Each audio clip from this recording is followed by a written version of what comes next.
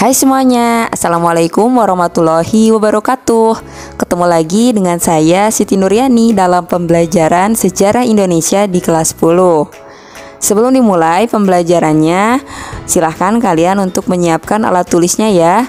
Kemudian kalian silahkan untuk berdoa menurut agama dan kepercayaannya masing-masing. Nah, sekarang kita mulai yuk belajarnya. Ini adalah video bagian kedua dari materi mengenai kerajaan Hindu-Buddha di Indonesia. Pada video kali ini kita akan melanjutkan pembahasan mengenai Kerajaan Mataram kuno, Kerajaan Kediri, Kerajaan Singasari, dan Kerajaan Majapahit. Nah, untuk materi Kerajaan Kutai, Tarumanegara, Kalingga, dan Sriwijaya itu sudah kita pelajari pada pembahasan video sebelumnya ya. Jadi pastikan dulu kalian sebelum menonton video ini kalian pelajari dulu, tonton dulu video pembahasan sebelumnya, yaitu pada bagian 1. Nah, untuk itu silahkan ikuti pembahasan berikut ini. Baiklah, kita bahas atau kita lanjutkan yang kelima, yaitu Kerajaan Mataram kuno atau Kerajaan Medang. Nah, kerajaan ini berdiri sekitar abad ke-8 sampai dengan 10 Masehi. Kenapa disebut Kerajaan Medang? Ini karena pusat pemerintahan Kerajaan Mataram kuno adalah di Medang. Bisa dilihat yang ada di peta.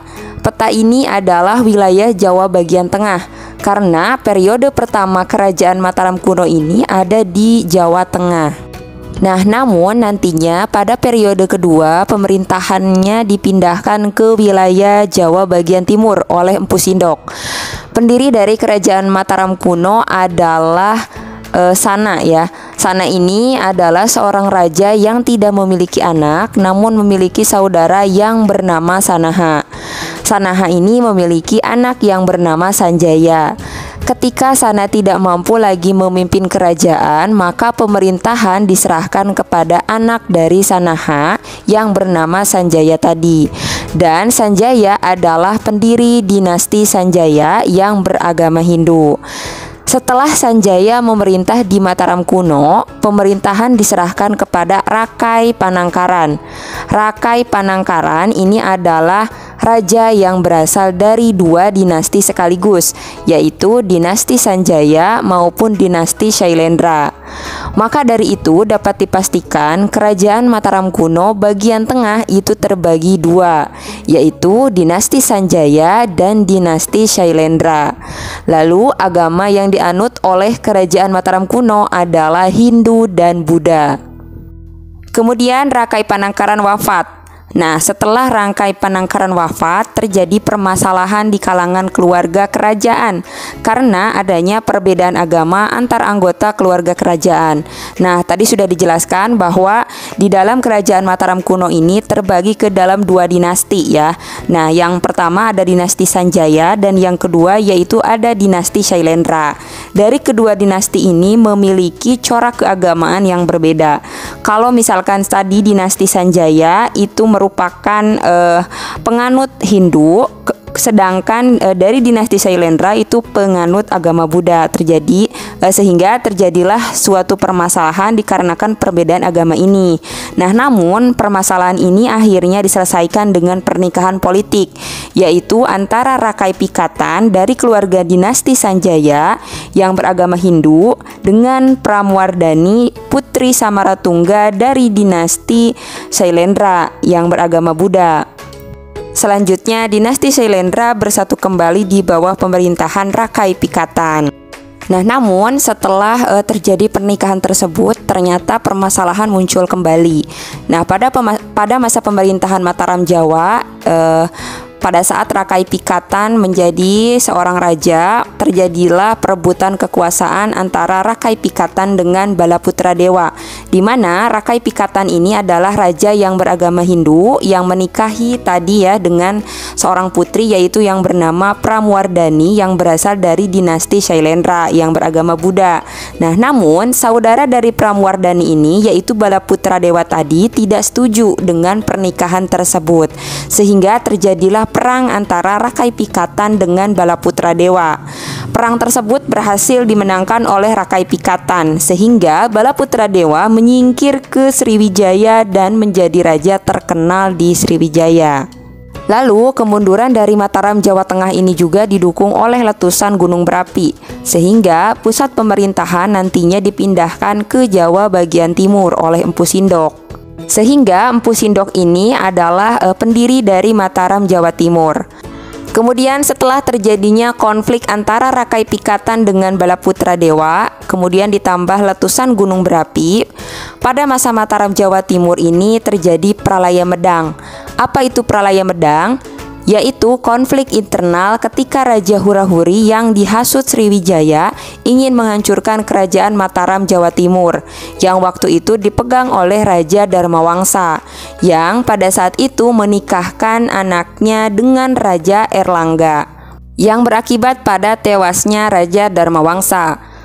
Raja Erlangga kemudian bersembunyi di Gunung Kelud untuk mempersiapkan serangan balik pada Hura-Huri. Setelah berhasil menghancurkan Hura-Huri, kerajaan Erlangga berhasil menjabat menjadi Raja Mataram Jawa Timur dan memindahkan pusat pemerintahan dari Medang daerah Kamulan ke daerah Kahuripan atau Sidoarjo sekarang. Maka dari itu, Mataram Jawa Timur sering disebut dengan Kerajaan Medang Kahuripan. Kemudian pada akhir pemerintahannya, Raja Erlangga dihadapkan pada persaingan perebutan tahta antara kedua putranya. Nah, jadi Erlangga ini memiliki dua putra, yaitu Sri Samarawijaya dan Mapanji Garasakan. Raja Erlangga ini kemudian terpaksa membelah wilayah kerajaannya menjadi dua, yaitu bagian barat disebut Kerajaan Kediri atau Panjalu, sedangkan kerajaan bagian timur disebut dengan Kerajaan Jenggala. Nah, Kerajaan Panjalu atau Kediri ini diberikan pada Sri Samarawijaya, lalu Kerajaan Jenggala diberikan kepada Mapanji Garasakan. Pada akhirnya pemisahan kerajaan tersebut tidak dapat menghentikan perang saudara, karena Kerajaan Kediri atau Panjalu tetap saja menyerang Kerajaan Jenggala, yang akhirnya Kerajaan Panjalu atau Kerajaan Kediri dan Kerajaan Jenggala disatukan kembali dan bernama Kerajaan Kediri. Kerajaan Mataram kuno ini menggantungkan kegiatan perekonomiannya yaitu pada sektor pertanian, pelayaran, dan perdagangan laut yang dikembangkan melalui Sungai Bengawan Solo. Peninggalan dari kerajaan Mataram kuno ini diantaranya yaitu ada Prasasti Canggal, Kalasan, Prasasti Klura, Prasasti Kedu atau Balitung, kemudian ada juga bangunan candi ya, ada Candi Prambanan, Kalasan, Borobudur, dan lain-lain. Nah, dari beberapa peninggalan tersebut ya, contohnya seperti candi, ini juga menceritakan di dalamnya mengenai bagaimana kehidupan dari Kerajaan Kediri yang nanti akan kita bahas pada slide berikutnya ya. Selanjutnya yaitu yang keenam adalah Kerajaan Kediri. Kerajaan Kediri ini berlangsung pada abad 9 sampai dengan abad ke-13.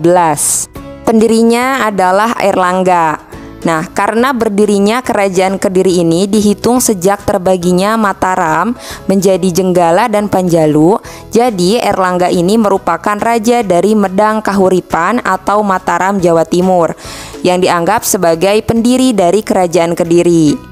Lalu, agama yang dianut oleh Kerajaan Kediri ini mayoritas Hindu. Raja terkenalnya bernama Jayabaya.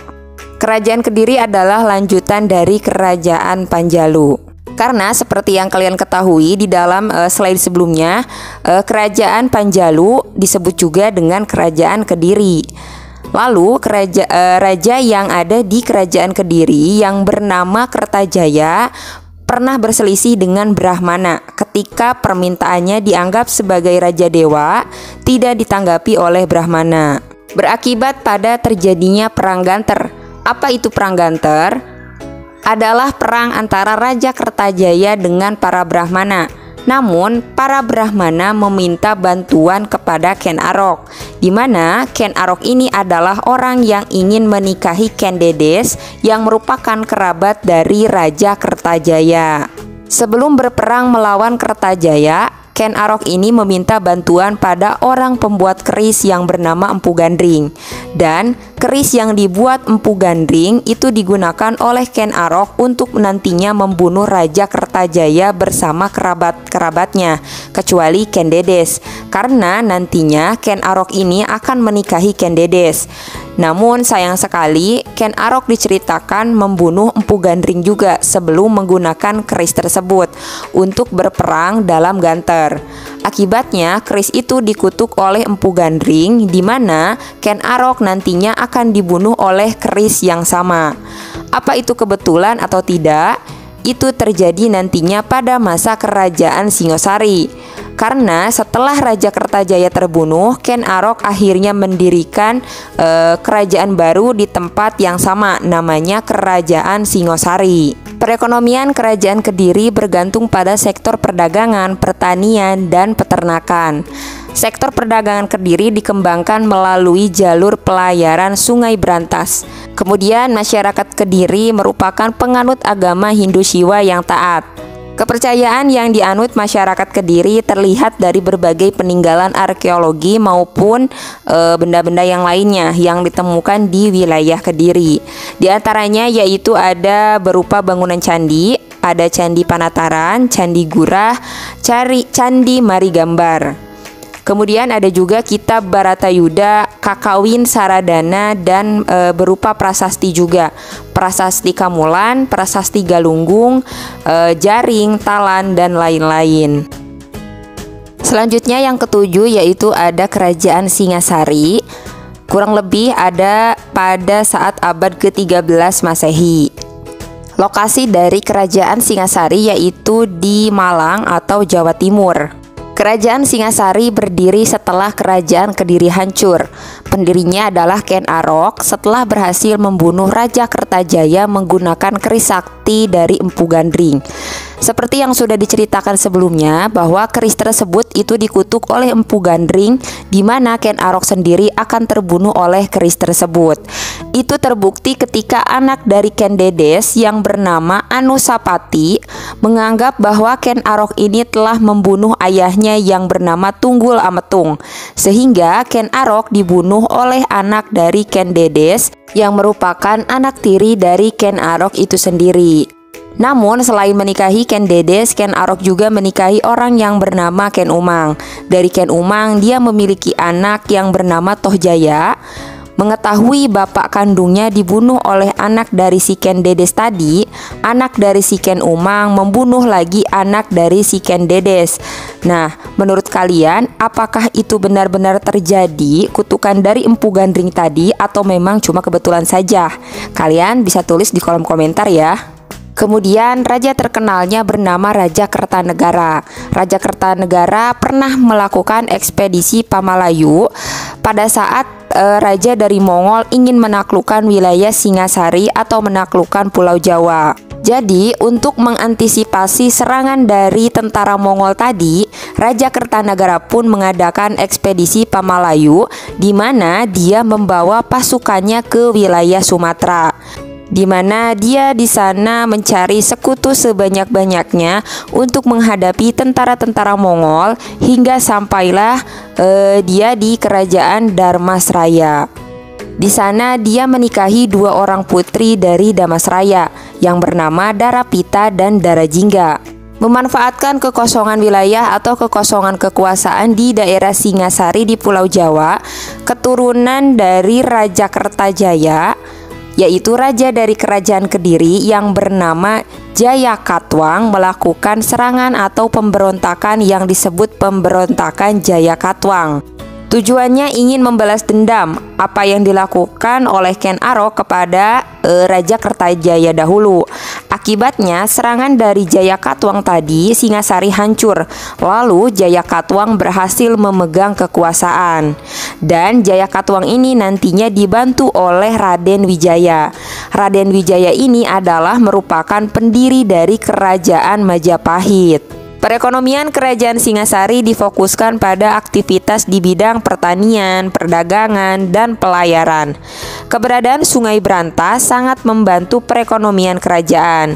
Bahkan pada masa kepemimpinan Raja Kertanegara, Singasari juga berhasil menguasai jalur perdagangan dari Selat Malaka hingga Kepulauan Maluku. Pada masa pemerintahan Raja Kertanegara, terdapat upaya untuk menyatukan agama Hindu Shiva dan Buddha Mahayana menjadi agama Tantrayana. Dalam perkembangannya, Tantrayana ini menjadi agama resmi kerajaan. Kondisi ini terlihat dari kegiatan Raja Kertanegara dan para pembesar istana yang sering mengadakan upacara Tantrayana. Selanjutnya yaitu yang ke-8, Kerajaan Majapahit. Kerajaan Majapahit ini ada pada saat abad ke-13 sampai dengan abad ke-16 Masehi. Pendirinya adalah Raden Wijaya, setelah sebelumnya membantu Jayakatwang memberontak terhadap Singasari. Namun setelah dia diberi wilayah oleh Jayakatwang, Raden Wijaya ini mencoba memberontak kepada Jayakatwang. Hingga dalam pemberontakan tersebut awalnya dia berhasil dikalahkan, lalu bersembunyi di hutan di daerah Mojokerto, di mana dia ini memakan buah maja yang terasa pahit. Oleh karena itu, di daerah tersebut juga didirikan kerajaan yang diambil dari nama buah maja. Maka itu namanya dikenal dengan Majapahit. Namun raja terkenalnya namanya Hayam Wuruk.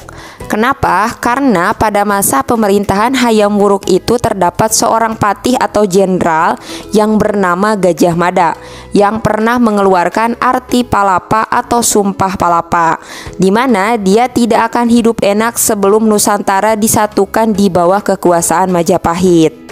Namun nantinya Gajah Mada ini akhirnya dipecat atau dicopot dari jabatannya setelah terlibat dalam Perang Bubat melawan Kerajaan Sunda. Apa itu Perang Bubat? Perang antara Raja Sunda melawan Gajah Mada tanpa izin dari Raja Hayam Wuruk. Ketika itu Raja Sunda ingin menikahkan anaknya dengan Hayam Wuruk yang bernama anaknya itu namanya Dyah Pitaloka. Sesampainya rombongan Dyah Pitaloka di lapangan Bubat, Gajah Mada mencegat rombongan tersebut dan meminta Kerajaan Sunda untuk tunduk di bawah Kerajaan Majapahit. Karena Gajah Mada sudah terikat sumpah dengan janji dalam Sumpah Palapa, di mana dia ingin menyatukan Nusantara di bawah Kerajaan Majapahit. Namun Gajah Mada ini tidak bisa menaklukkan Kerajaan Sunda. Jadi dia memaksa Dyah Pitaloka untuk tunduk. Namun Dyah Pitaloka menolak hingga akhirnya dalam perang tersebut ayah dari Dyah Pitaloka yang kita lihat adalah raja dari Sunda terbunuh.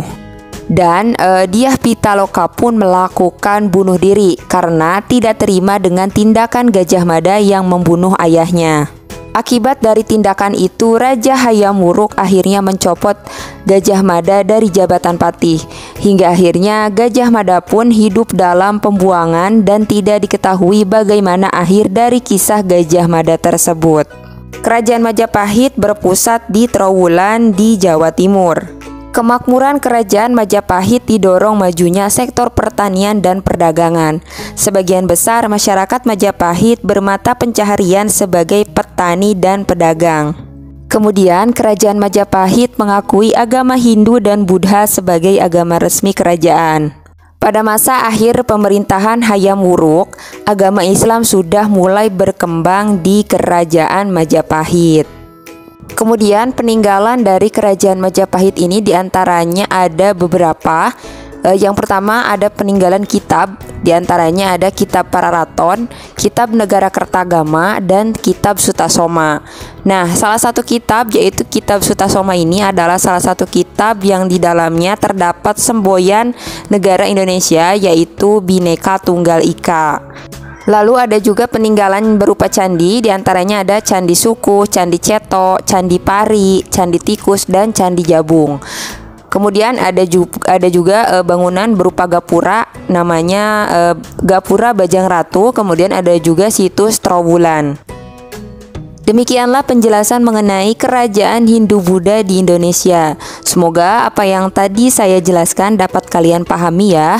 Bagi kalian yang mungkin ketinggalan pembelajaran sejarah Indonesia, kalian dapat mempelajarinya ada di daftar playlist. Semua materi mengenai sejarah Indonesia di kelas 10 sudah ada di situ. Jadi kalian langsung saja pilih playlist materi pelajaran sejarah Indonesia kelas 10. Mohon maaf bila ada kekurangan dalam penjelasan materi pelajaran sejarah Indonesia ini. Materi kerajaan Hindu-Buddha ini adalah materi terakhir mata pelajaran sejarah di semester ganjil. Sampai jumpa lagi dalam pembahasan materi sejarah Indonesia pada video lainnya ya. Assalamualaikum warahmatullahi wabarakatuh.